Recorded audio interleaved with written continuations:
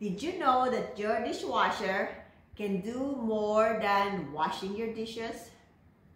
For example, your toothbrush holder.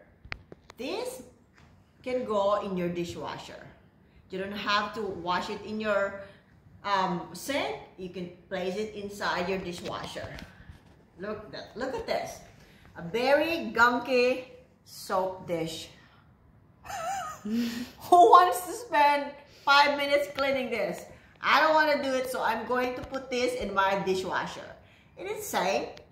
You know, just like the dishes, it's made of porcelain, so it can go to my dishwasher. Your kids' toys, or like me, I'm a grandmom. This is a kid toy, my granddaughter's telephone. I can put this on top of the rack side in my dishwasher. I don't have to wash it in the sink. And of course, your sponge and your brushes